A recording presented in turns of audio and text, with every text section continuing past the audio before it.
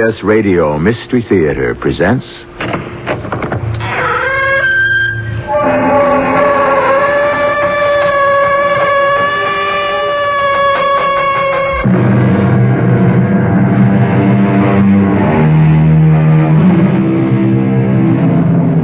Come in. Welcome. I'm E.G. Marshall. In the mythology of ancient Greece, Hypnos, the god of sleep, and Thanatos, the god of death, were twin brothers, and for good reason. When you turn out the light beside your bed and snuggle down under the sheets for a good night's rest, you finally, slowly drift off into a form of unconsciousness. This blacking out, this easing into a soft and shapeless state of non-existence, gives you an inkling, a kind of preview of what it may mean to enter the doorway of sleep's shadowy brother, death. The brown-purple blood gathered in a swift bead trickling over my side. I could see it. Forrest flung the scalpel aside and began to shout. Ice! Ice! Quick! Somebody let me have some ice! Lots of it! Even though my body still clung to me there on the operating table by the merest thread, I knew that Dr. Forrest, in spite of all his skill, had murdered me.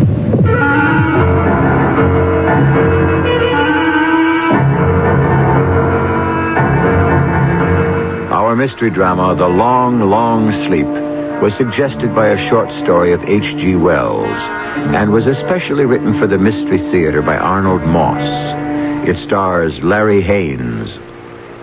I'll be back shortly with Act One.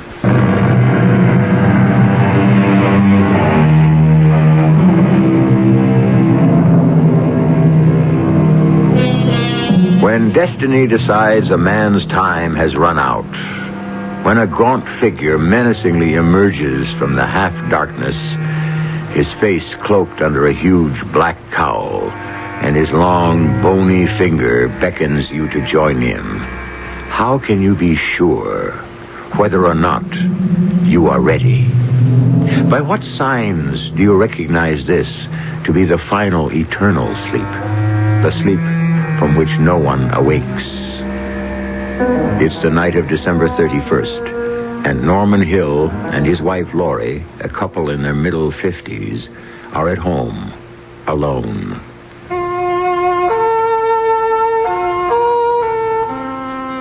New Year's Eve, the end and the beginning. For the first time ever, Laurie and I had decided to stay home together. Why? I wasn't really sure. But there was an unknown something that was bothering me. Only a couple of minutes to go, Laurie. Oh, and another year will have gone by. Mm-hmm. You don't feel bad about our not going out? Norman, of course not. What we're doing makes the only sense. This is perfect. Yeah. Just the two of us alone. In an apartment that's begging to be painted. Well, I'll have the painters in any day now, I promise. Okay. Ooh, now let's get to that jar of caviar. Right, and real imported champagne, the best that money can buy. Now, when you get the promotion they've been promising you at the office. Yeah, and the very good chance of my book being picked up as a paperback. Oh, Norman, I'm a very lucky woman. And I love you very much. And, Laurie, I love you. Still, after all these years, you don't want to trade me in for a later model? Not just yet, dear. But I'm delighted to be stuck with what I've got. For a while, anyway. Well, thank you, darling. You're still very sweet and so romantic. And this is it. Oh, have some of the toast and caviar. Yes, of course. Oh, it's great. It's wonderful. Happy New Year, darling. Oh, Happy New Year to you. And with luck, to another 30 years together. Well, at the very least, I'll drink to that. To us. What is it, Norman? What's wrong? Norman? What's happening? What can I get you? Norman? Speak to me. What is it?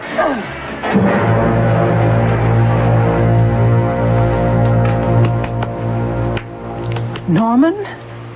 Norman, darling. Open your eyes. You're frightening me. Are you all right? Where? Laurie. Oh, everything's going to be all right. You started to drink your champagne. You began to choke. And suddenly you passed out. For long? 5-10 seconds, maybe. You all right now? Yeah, I'm fine. Just fine. I think. Has this happened before, Norman? I didn't want to worry you. Recently? Last couple of weeks, 2 or 3 times. Oh. Once at lunch with a couple of the fellas from the office.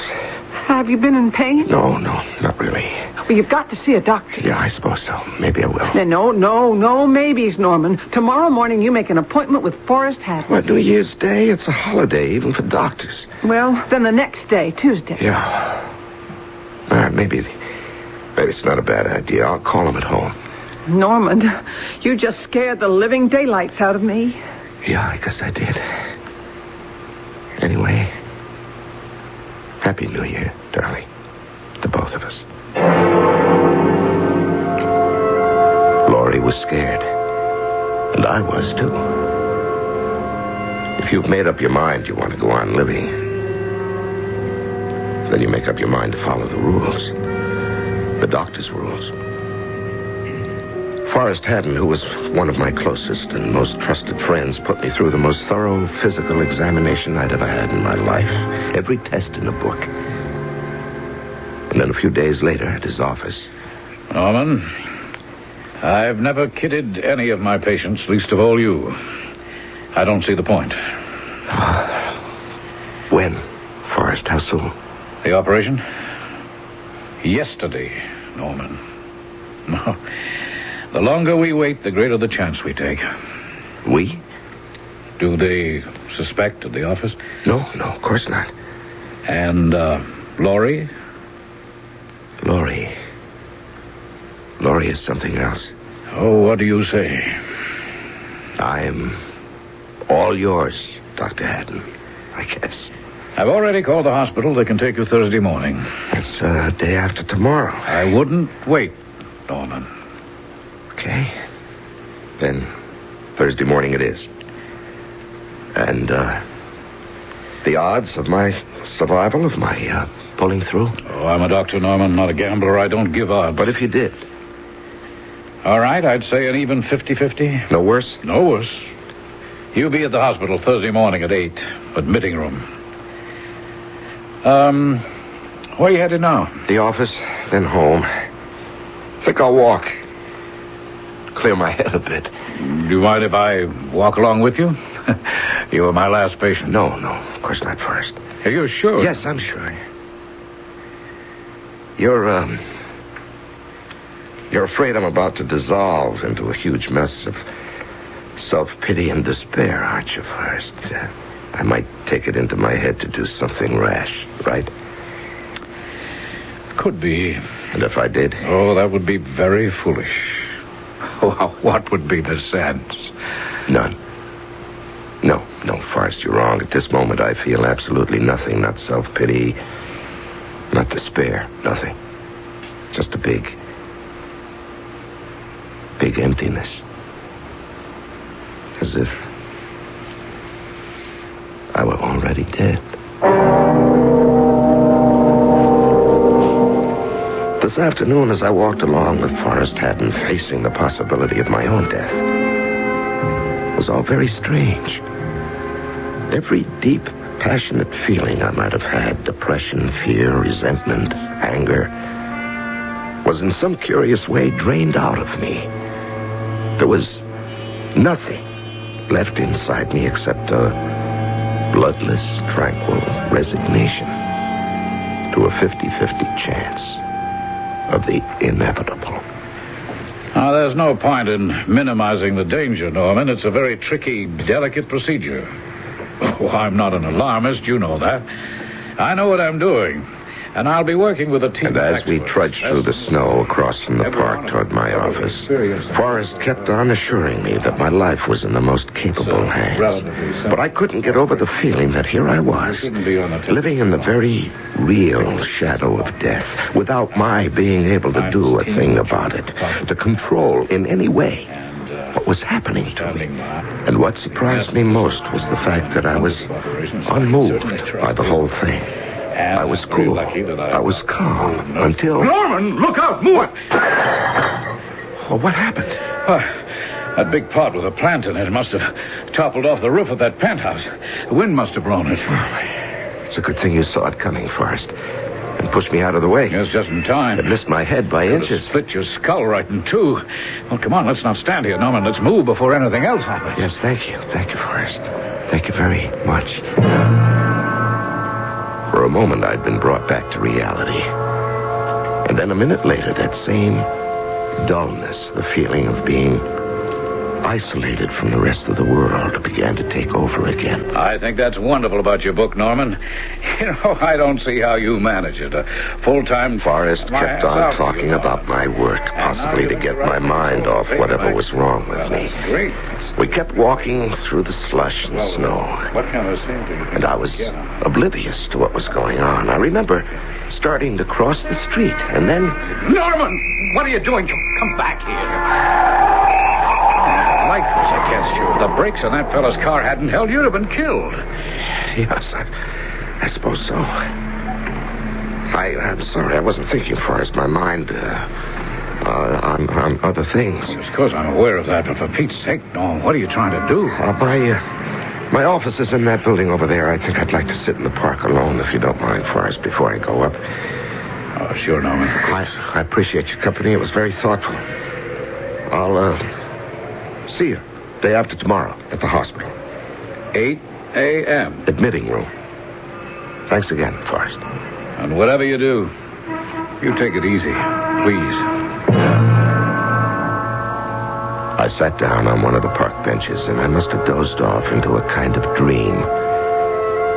I thought I saw myself actually dead, with it tattered, one eye pecked out by birds. Through the trees, I saw a vision of the resurrection. A flat plain of writhing graves and rolling tombstones.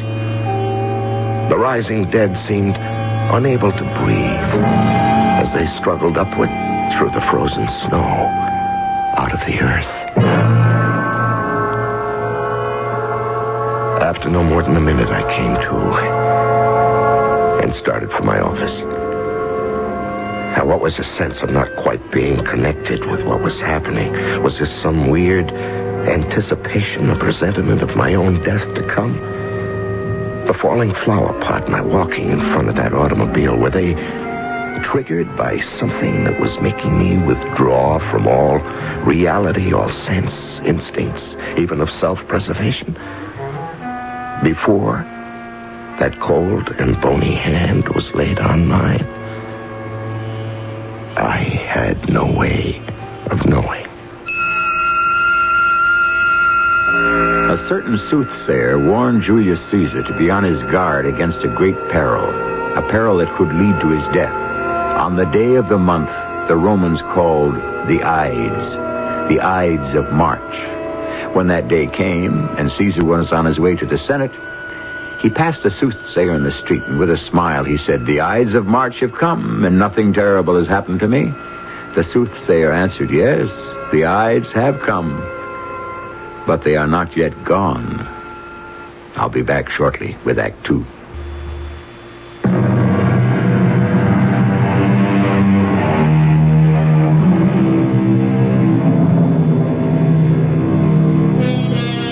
Death is the veil which those who live call life.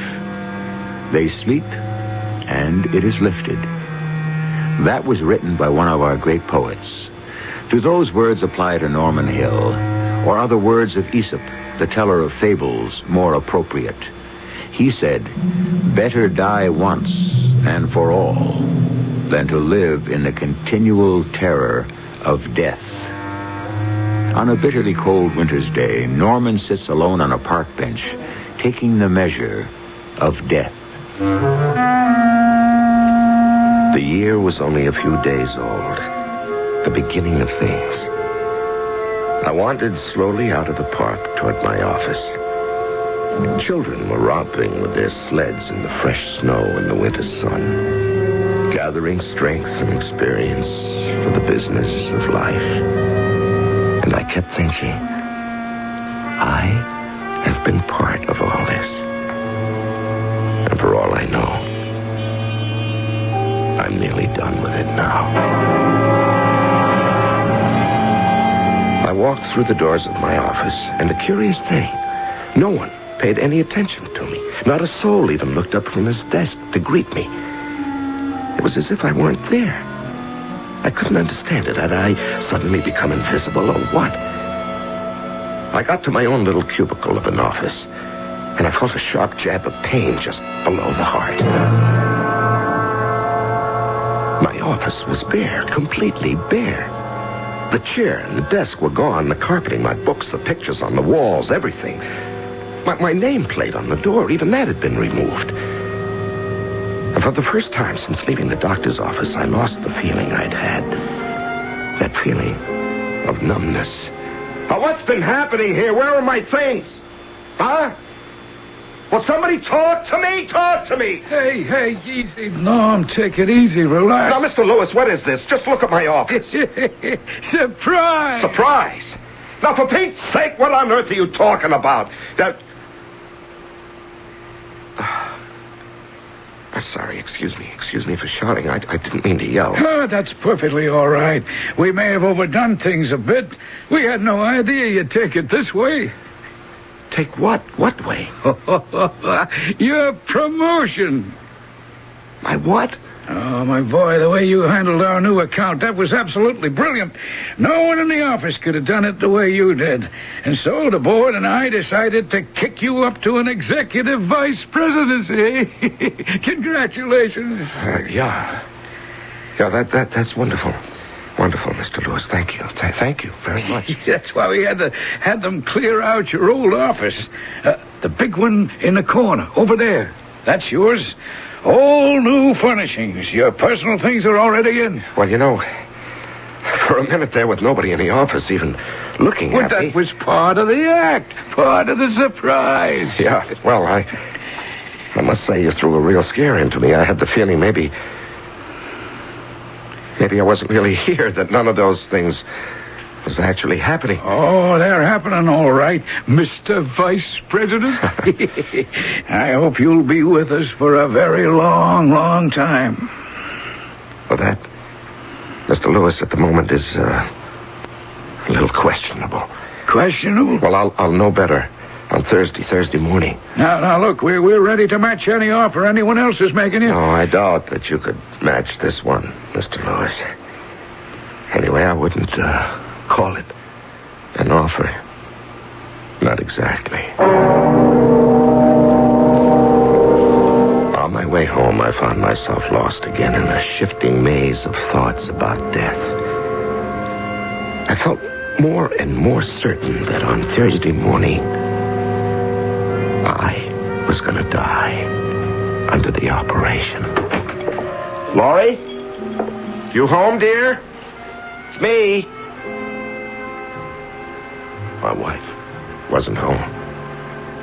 She was shopping, of course. Shopping. At this time, something very odd was going on. The chairs, the sofa were all covered with big white sheets. Every surface of every table had been cleared. The drapes had been taken down. And that dull stab of pain hit me once again in the pit of the stomach. I started for the bedroom to change my clothes. Hello? So glad to find you in at last. Been trying to get you all afternoon. Who is this? Who's calling? About the arrangements. The director wasn't quite clear about one or two of the details. What What arrangements? Which details? Who is this? First, he wasn't altogether certain how many limousines you had ordered. Limousines? The remains will be properly embalmed, of course, as ordered. But was it your desire to have the lid of the casket of the departed left open or closed? Now, will you, for heaven's sake, tell me who this is? Sir, you are not answering my question. Now, before I hang up on you for the last time, who are you? Who is this? The Golden Rule Funeral Services, of course. Serving families, as you know, with dignity and sympathy at all modest costs since 1898. This is the secretary of the director speaking, Mrs. Havencastle. Funeral services? Why are you calling us? Well, isn't this Mr. Yamashita? Mr. Shizuki Yamashita? Or have I, by some mischance, got a wrong number? Oh, sister, have you got a wrong number? Sorry, terribly sorry. I drifted back into the bedroom. Is that you, dear? Oh, what a surprise. What a big surprise. Laurie? Have you been home all this time? Of course, in the other bedroom, trying on a couple of new dresses I bought. I had the door shut. Is that one of the new dresses? Mm-hmm. What do you think? And what are you doing home? At this time of day, that is. Well, it's been a long day. A pretty full day, too. I saw Forrest Haddon this morning. He had the x-rays, lab reports, everything. And? He's operating on me Thursday morning. That soon? Yeah, my chances of getting through the operation are no better than 50-50, Forrest says. Laurie, at the office, I've been promoted. Executive vice president. New office, new everything. Isn't that wonderful? Yeah, vice president. Maybe for one whole day. What do you mean by that? Well, I could be dead day after tomorrow. Norman, dear, worrying about it isn't going to help. Now, both of us, we have to think positively. And feeling sorry for yourself won't help. You know, a strange phone call as I came in. Funeral parlor. What? Yeah, it was the wrong number, they said. Now, Laurie, what on earth is going on here? Now, what's wrong? Tell me what's wrong. Norman, you're hurting me. Let go of me, please. What's the matter with you? Why have you got sheets all over the furniture? Why is everything cleaned up and put away? As if we or you were going on a long trip someplace, as if I were making arrangements to close down the place. Now, why? Darling, you know as well as I do. The painters are coming in to do the apartment tomorrow morning. Tomorrow? Now try to control yourself.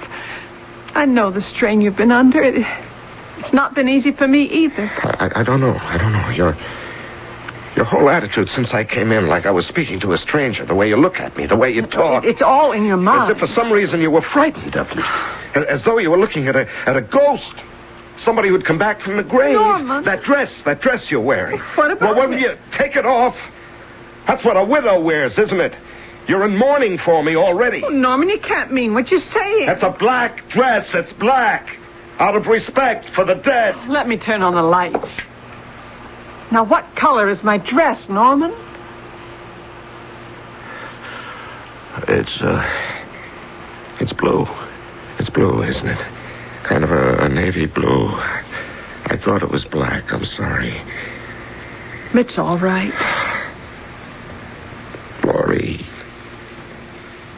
what's wrong with me? Oh, you're upset, Norman. Terribly upset. And you have every reason, every right to be.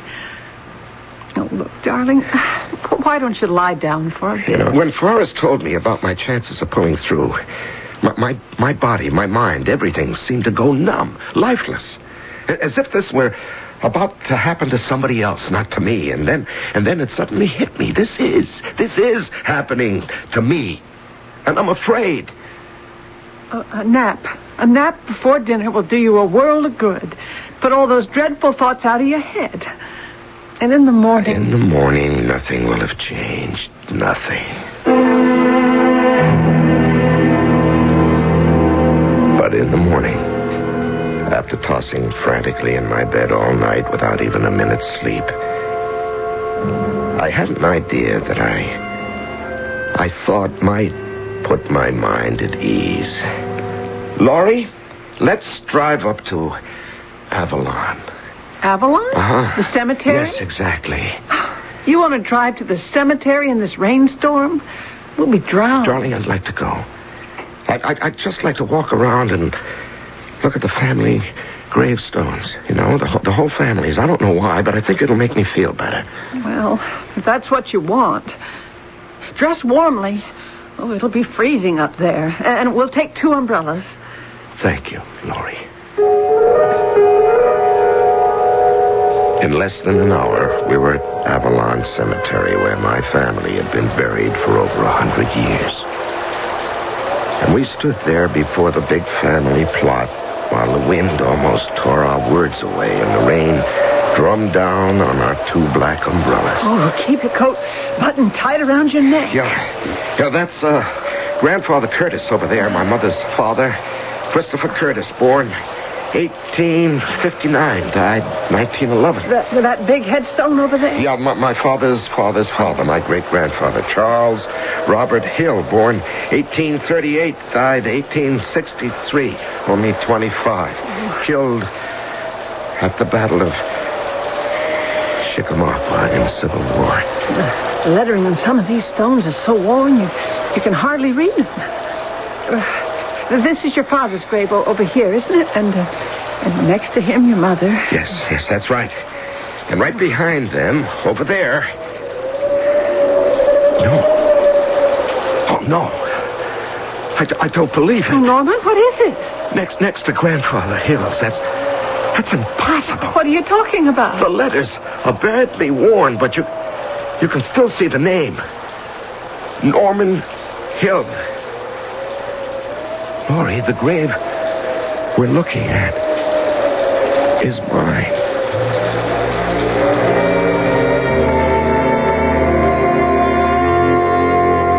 At this moment, it would seem that his fear of death has led Norman Hill to the point where he questions whether or not he is still alive.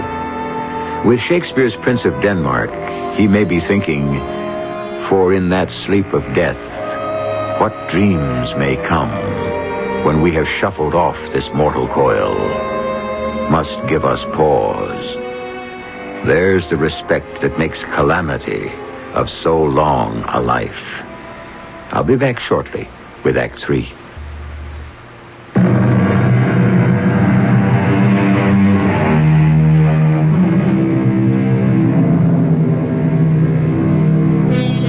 To Norman Hill, under the dark shadow of a fate he sees as fairly certain, death has suddenly become definable, perceptible, real. So much so that he's beginning to doubt whether he is still alive. Or perhaps he has fallen into the kind of deep sleep that is death without dying. Living, but not life. He and his wife, Laurie, on a windy, rain-swept morning, stand in a corner of a cemetery looking at the cold, gray headstones over the graves of Norman's family. What you see? Right behind those other gravestones over there. Oh, no, I don't believe it. Norman, what is it? That headstone next to my grandfather's. It's impossible. What are you talking about? The letters are badly worn. You can barely make out the name, but look closely. It says Norman Hill. Laurie, the grave we're looking at is mine. Norman, be sensible. Now, get closer to it. Look again. I know, it's so hard to see in the rain. Well, look at it. Look at the letters. Look at the dates. Born 1859.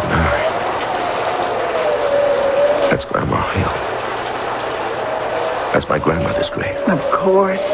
And her name? Her name was Norma. I was named after her. That's what the headstone reads. N-O-R-M-A. The extra N, I thought I read. It just isn't there. Darling, it's cold. Yeah. Wouldn't it be more sensible to go back home now before we both come down with pneumonia?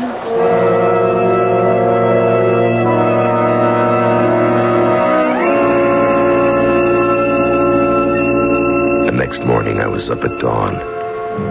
I'd been awake and hot and thirsty all night long.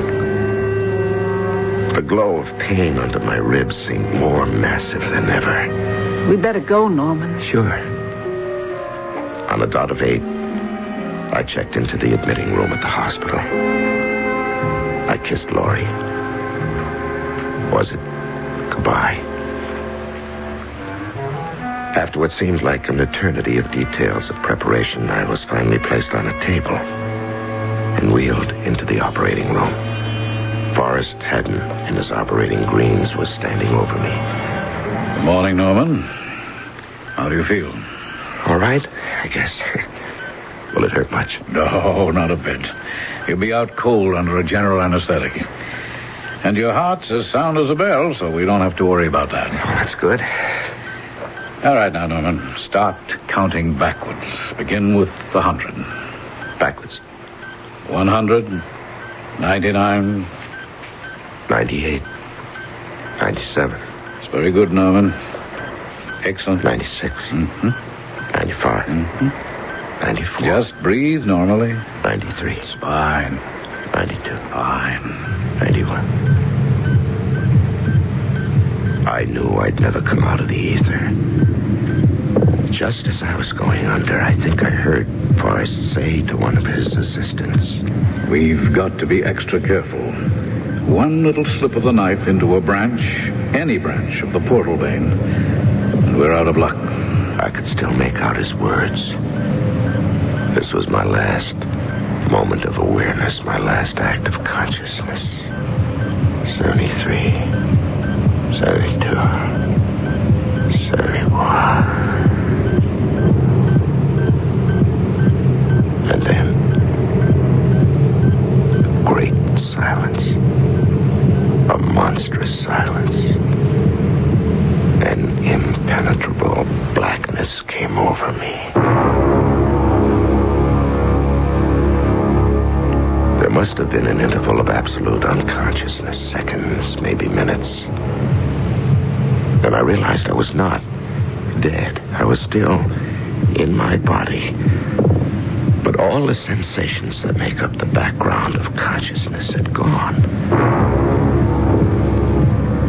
I do not think I saw. I do not think I heard, but I was aware of everything that was going on. Forrest was bending over me. The lower part of his face was masked. Behind his glasses, his eyes were intent, unmoving, glued onto whatever he was doing. Stand by with suction. Scalpel. I saw him reach for the scalpel, a large one. I saw him slice into my flesh with swift dexterity. It was interesting to see myself being cut into as if I were a drum of cheese without the slightest bit of pain. I was looking into Forrest's eyes, into his mind, his brain. I could see that he was being extremely careful, afraid of cutting a branch. What do you call it? Oh, yes, a branch of the portal vein. And ending my life right there and then. I could read his thoughts in his eyes. You're right, Norman. Absolutely right. I'm struggling between the two possibilities of either cutting too little or cutting too much. And I'm afraid. And then, suddenly, like an escape of water from under a floodgate, I could see a great swirling uprush of horrible realization in Forrest's eyes. Damn. The vein. I've cut into the vein. The brown-purple blood gathered in a swift bead trickling over my side. Forrest flung the scalpel aside and began to shout, Ice! Ice! Quick, ice! Lots of it! And hand me that clamp. Thoughts rushed through my mind with incredible speed, but with perfect clarity. Even though my body still clung to me by the merest thread, I knew that in spite of all his skill, Forrest had killed me. I was aware of a growing pull upon me as though some huge magnet were drawing me out of my body. The doctor, his assistants, the nurses seemed to have vanished. And I was in midair, flying, swiftly upward. And the circle of scenery beneath me grew wider and wider. And the sky became deeper and richer in color until in no time at all, it had become a terrifying black, as dark and foreboding as no blackness I had ever beheld before. An innumerable host of stars broke out upon the sky, and then as from nowhere, the sun suddenly appeared, wiping out the darkness, an incredibly strange and wonderful disk of blinding white light rimmed about with a fringe of writhing tongues of red fire. Turn away, Norman. Don't look at it. Protect your eyes. How do I do that? Put your hands over your eyes. Just a minute. Who are you? Where are we? I'm here to help you. Why, I can't see you. I have the feeling that I've not left the Earth, but that the Earth is pulling away, leaving me. It's interesting that you should notice so soon. Well, not only the Earth, but the whole solar system seems to be streaming past me. I wonder if scattered in the wake of the Earth there must be others like me, maybe millions and millions of them floating through space, the same as I am. That's altogether possible. Well, suppose I should collide into some of them. Oh, that's not very likely. Why not? The space through which you're all traveling, you and they, is infinite. It has no beginning. It has no end.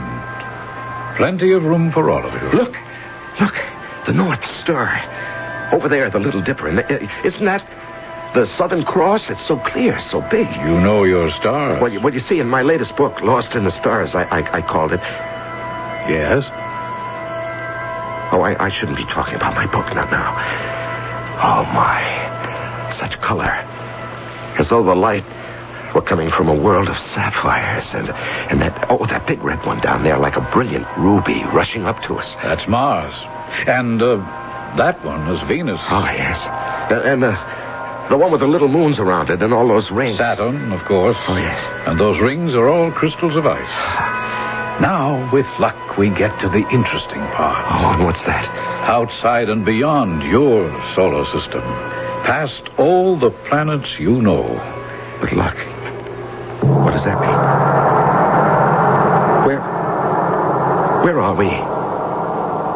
Where have we come to? To the edge of the outer universe. It was hard to believe what I was seeing. Faster and faster, one galaxy after another rushed by, a hurry of whirling fireballs speeding into the endless void of space. Countless unfamiliar planets and constellations circled about me, catching the light in some ghostly fashion, and then vanished into non-existence. I had at last reached the complete wilderness of space. And now, at last, I knew what happens when you leave this earthly life. The long, long sleep. Now I knew what it felt like to be dead. Suddenly, I was no longer a detached observer.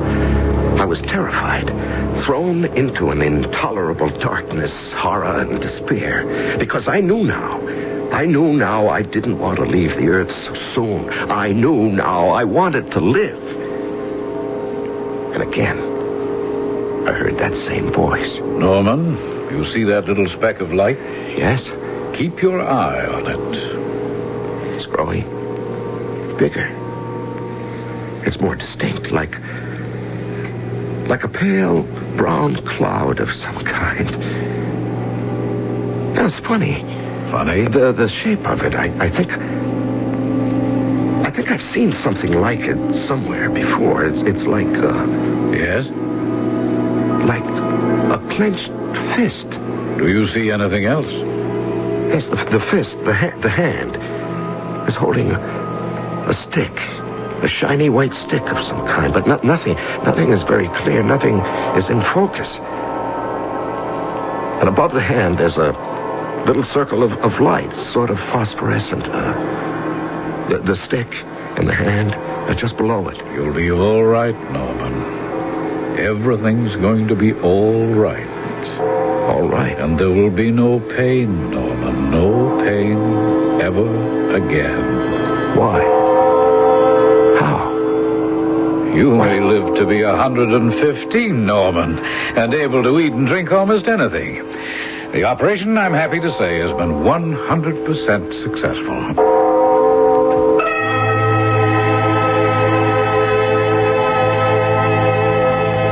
Forrest Haddon, my doctor, was standing beside me. I was in a hospital bed. The circle of light I'd been looking at was the face of a clock on the wall. And the white rod was the railing at the foot of the bed.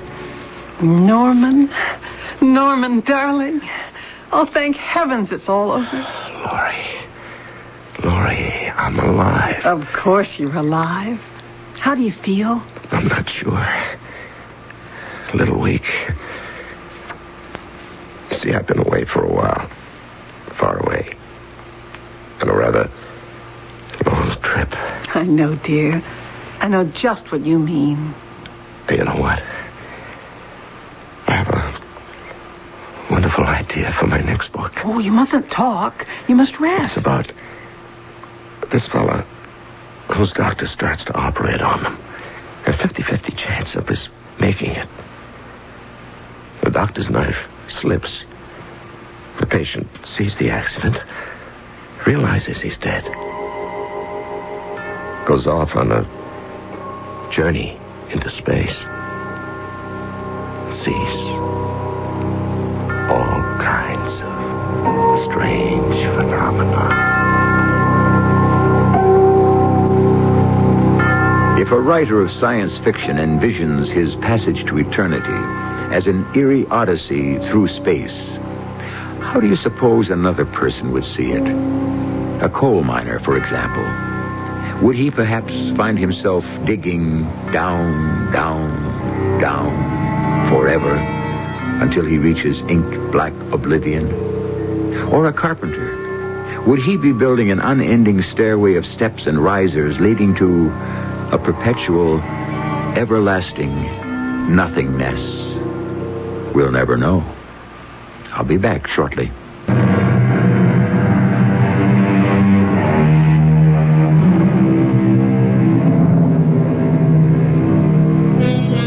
In recent days, there have been many heated discussions over the true definition of the word death. Biological death, where there is total and permanent cessation of all vital functions. Legal death, where many of these vital functions continue, but where there are no other signs of life as we know it. We leave the resolution of this question to the theologians, the scientists, even the lawyers. One thing we're almost sure of, along with Norman Hill: the journey to death may not only be terrifying, but it will also be very interesting. Our cast included Larry Haynes, Ann Williams, and Ian Martin. The entire production was under the direction of Hyman Brown. And now, a preview of our next tale. His spirit, having achieved the ultimate understanding, leaves the body and tries to become one with the universe. Leonard, I'm drowning. But the time is not yet, and so it must be born anew in another body. Leonard, is this you? Bridges, I am finally free. I know at last. I know. The guru showed me who I am. Who are you? I have been born again, recreated. Although, realistically, I never died. Yeah? Once again, I walk the world. I think, I dream, I create. But who are you? That is, who do you think you are? Oh, I know who I am. Yeah? Yeah. I'm Leonardo da Vinci. This is E.G. Marshall inviting you to return to our Mystery Theater for another adventure in the macabre. Until next time, pleasant dreams.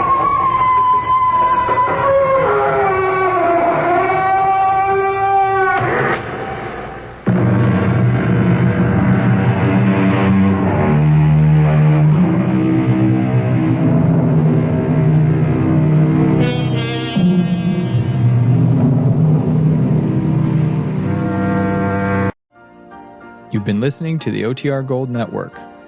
Find more classic radio at otrgold.com.